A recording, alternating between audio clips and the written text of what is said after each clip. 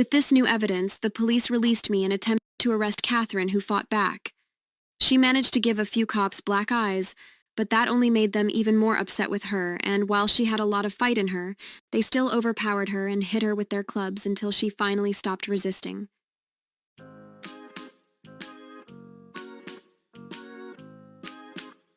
Have you ever met someone that put on a face that was incredibly convincing, that they hid who they really were?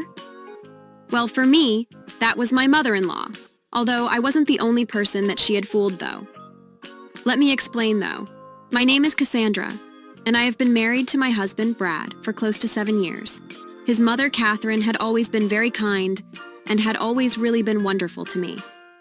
The first time that she met me, she told me that she loved me like a daughter.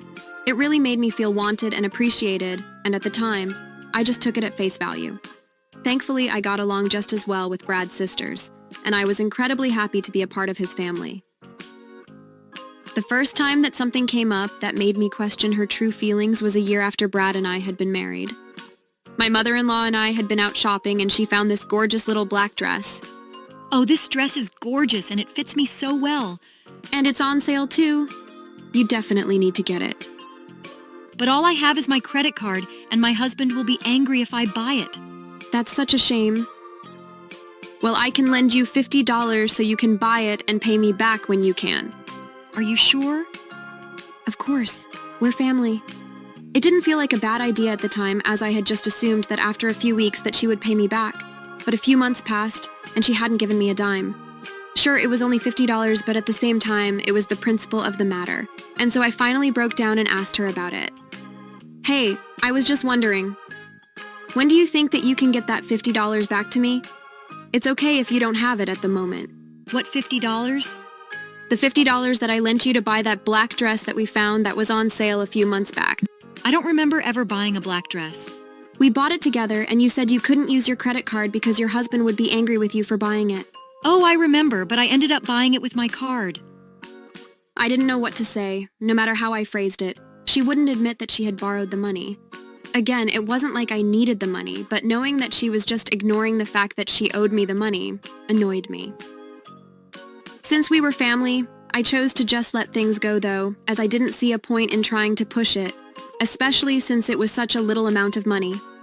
It was more important to just forgive and forget to keep the peace. That is until one night, where both Brad and I had to work late.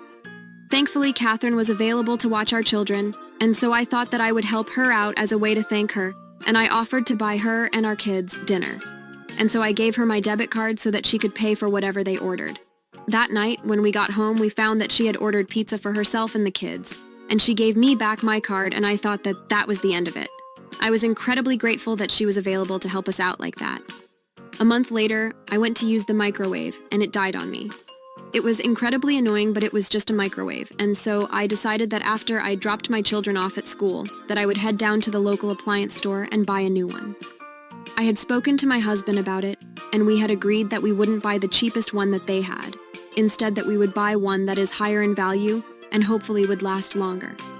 At any rate, I went down to the store and picked out one that I thought would be a perfect fit for us. But when I went to pay for it, my card was declined. Confused, I then paid for it with one of my credit cards and headed home to speak with Brad to figure out what had gone wrong. When I got home, though, one of my sister-in-laws, Emma, was there speaking to my husband. Hey, hon, there was a problem with the debit card today. It got declined. Yeah, the same thing happened when I tried to buy lunch earlier today. What kind of new microwave did you buy today? Don't worry, the one that I picked out wasn't too expensive, but I didn't even get a chance to pay for it, since my card said that it was overdrawn. It was so embarrassing. Wait a minute. Your card was declined too? Can I ask you an odd question? Of course.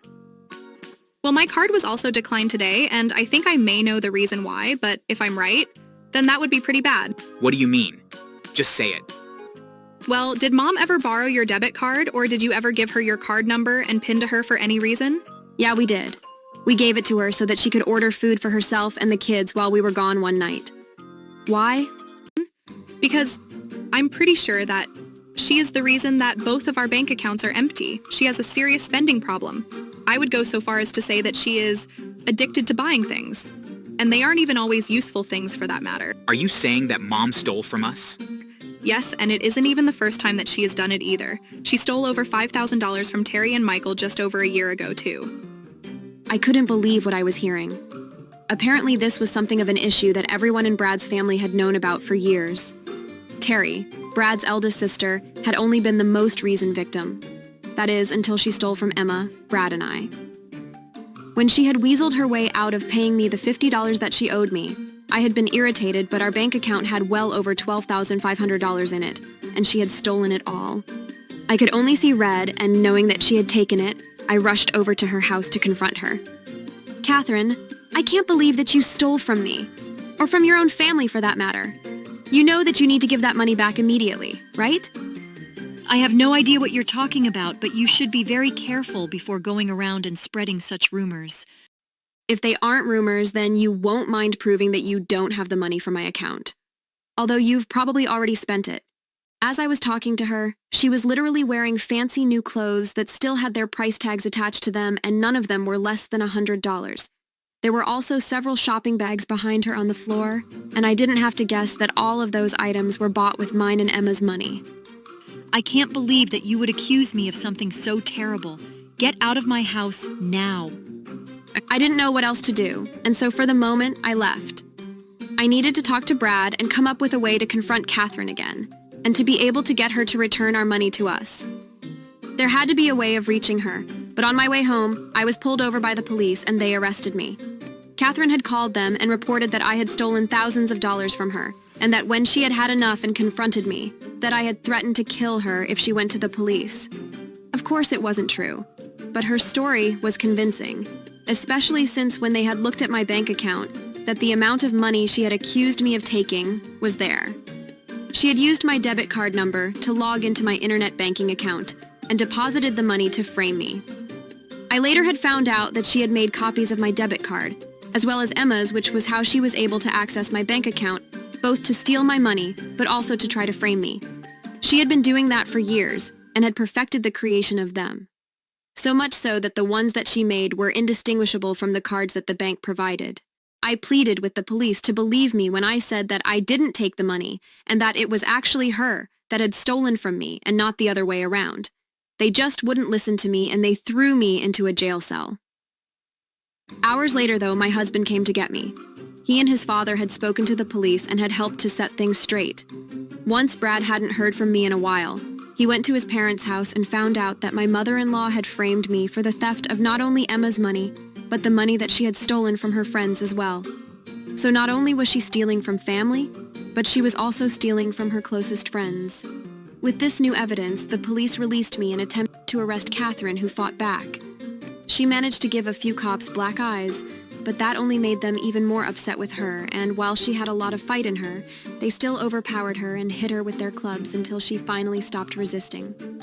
As it turned out, the main reason that she had fled was because this wasn't her first time being charged with theft, and the police weren't going to be lenient on her. She was charged with grand theft and for filing a wrongful charge against me, neither of which on their own would land her a significant amount of jail time. But since this wasn't her first offense, and the fact that other people were coming forward and charging her as well, the case against her really began to add up. In the end, she was sentenced to 10 years in prison. Since she no longer had any of the money that she had taken, the courts forced my father-in-law to sell everything that she had ever bought with stolen money in order to pay people back. It really didn't cover all of it, but it was enough that people felt a sense of justice. After that, my father-in-law was furious with Catherine, and he divorced her while she was in prison, and then placed a restraining order against her, so that once she got out, so that she couldn't return home. As far as he was concerned, she had made way too many bad decisions, and he had no intentions of including her in his life anymore. It was kind of sad, but at the same time she had made some terrible choices, and now had to deal with the consequences. It's kind of sad that she was so willing to throw away so much for such a silly reason. But some people do some really crazy things. When I had first met her, I could never have foreseen that this was the real person, and that the nice version of her had been the mask the whole time.